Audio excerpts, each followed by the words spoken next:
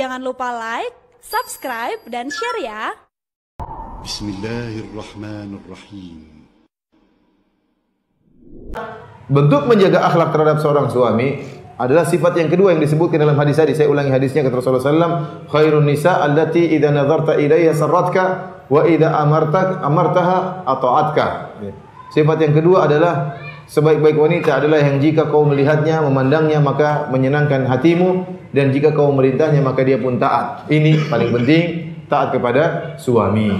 Apa yang diperintahkan suami, selama kita mampu untuk melakukannya, maka lakukanlah. Jangan sampai membuat suami dongkol, jangan sampai membuat suami jengkel. Kemudian yang ketiga, jika seorang suami sedang tidak di rumah, maka kita menjaga diri kita. Jangan kita berbuat maksiat tatkala suami tidak sedang di rumah. Gimana ayatnya? Ar-rijalu qawwamuna 'alan nisa bima faddalallahu ba'dakum 'ala ba'd wa bima anfaqu min amwalihim fas-salihatu qanitatun hafizatun lil ghaib bima hafizallah. Adapun wanita-wanita yang salihah fas-salihatu qanitatun, wanita-wanita yang taat beribadah kepada Allah, hafizatun lil ghaib, yang menjaga dirinya tatkala sang suami sedang tidak ada, sedang gaib. Hafizatun lil ghaib artinya seorang wanita yang menjaga dirinya tatkala suaminya sedang gaib. Menjaga apa? Menjaga dirinya, menjaga kemaluannya, menjaga pandangannya, menundukkan pandangannya. Jangan sampai suami tidak ada, dan ini musibah para wanita. Musibah dengan adanya dunia teknologi, dunia maya, ya namanya internet dan macam-macamnya, ini bawa malapetaka. Banyak malapetaka yang datang masuk dalam rumah tangga. Seorang istri yang soleha, jika suaminya tidak sedang di rumah, maka jangan dia berfantasi membuka internet, melihat-lihat yang tidak-tidak, mencari teman-teman lamanya, mencari pacar-pacar lamanya. Hati-hati, ini jebakan syaitan yang ingin merusak, ingin menimbulkan permusuhan antara istri dan suami. Maka hati-hati dengan perkara ini. Kemudian dia tidak menundukkan pandangan, dia melihat laki-laki yang ada di Facebooknya misalnya, yang ada di Twitternya misalnya, yang ada di internet, maka ini hukumnya haram. Hendaknya dia menjaga pandangannya dan menjaga kemaluannya, tatkala suaminya sedang tidak di rumah, dan dia niatkan dia melakukannya karena Allah Subhanahu wa taala. Insyaallah kalau seorang wanita menjaga pandangannya, menjaga kemaluannya, Allah juga akan jaga suaminya. Allah juga akan jaga suaminya. Karena dia melakukannya karena Allah. Dia berharap dengan ketakwaannya Allah juga menjaga suaminya.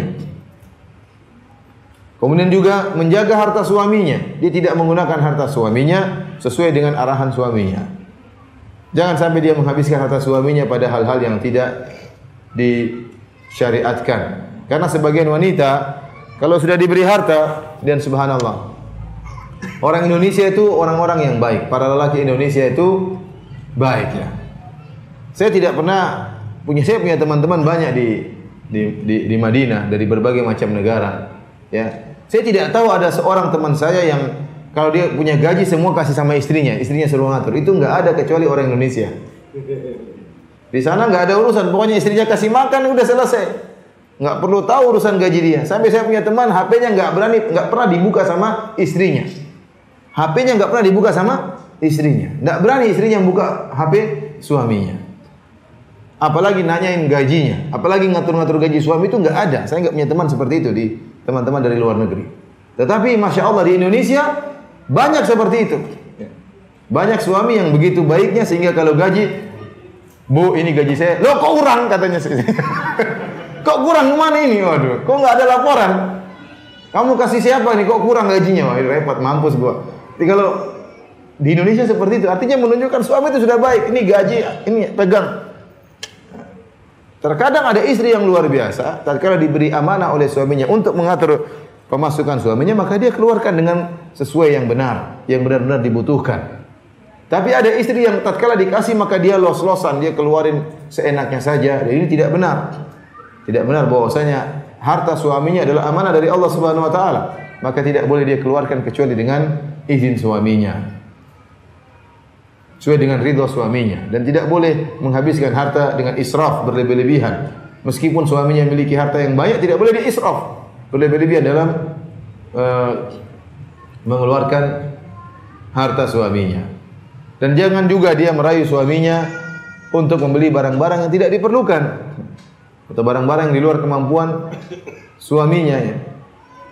Ibu-ibu yang dirahmati oleh Allah Subhanahu wa taala, di antara bentuk menjaga diri tatkala suami tidak sedang di rumah, yaitu kalau ibu-ibu mau keluar maka minta izin kepada suami. Jangan lupa minta izin. Dan asalnya ibu-ibu menetap di rumah, kata Allah Subhanahu wa taala, "Wa qarna fi buyutikunna." Hendaknya kalian para wanita menetaplah di rumah-rumah kalian.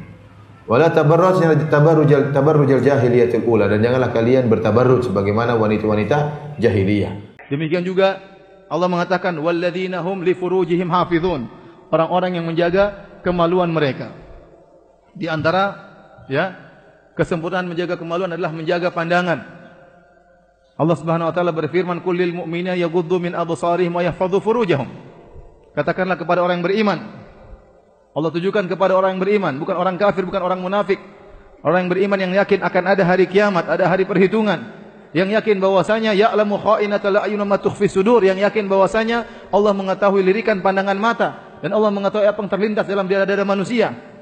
Maka jaga pandangan, dan ini merupakan kesempurnaan menjaga kemaluan dengan menjaga pandangannya. Maka intinya kita berusaha menjaga seluruh apa yang Allah perintahkan semaksimal mungkin. Dan kita sadar kita tidak bakalan bisa sempurna, enggak mungkin, kesempurnaan hanya milik Allah Subhanahu wa taala. Suatu saat meskipun kita berusaha menjaga perintah Allah, berusaha menjauhi larangan Allah, pasti suatu saat kita akan tergelincir. Kalau kita tergelincir bagaimana ya Ustaz? Apakah kita tidak termasuk yang menjaga Allah? Kalau kita tergelincir segera kembali bertobat. Hadza ma tu'aduna likulli awwabin hafiz. Inilah surga yang dijanjikan bagi kalian kepada setiap orang yang awab, senantiasa kembali. Kalau dia bersalah segera apa? Kembali. Hafidh yang menjaga perintah-perintah Allah Subhanahu wa taala. Rasulullah SAW bersabda, "Istaqimu wa lan tuhsuh." Istiqomalah kalian dan kalian tidak bakalan mampu. Dan benar kita tidak bakalan mampu. Makanya Nabi waktu berwasiat kepada seorang sahabat, kepada Mu'adz, Rasulullah SAW berkata, "Ittaqillaha haitsu ma kunt." Bertakwalah kepada Allah dimanapun anda berada dan kapanpun anda berada. Kemudian Rasulullah SAW berkata, "Wa'atbi sayyi'atal hasanata tamhuha." Dan kalau kau melakukan keburukan, segera tutupi dengan melakukan kebaikan, niscaya kebaikan tersebut akan menghapuskan dosa yang kau lakukan. Kenapa? Nabi tahu, meskipun Nabi telah mewasiatkan kepada sahabat untuk bertakwa kepada Allah kapanpun dan dimanapun, dia pasti tidak mampu. Suatu saat dia pasti tergelincir.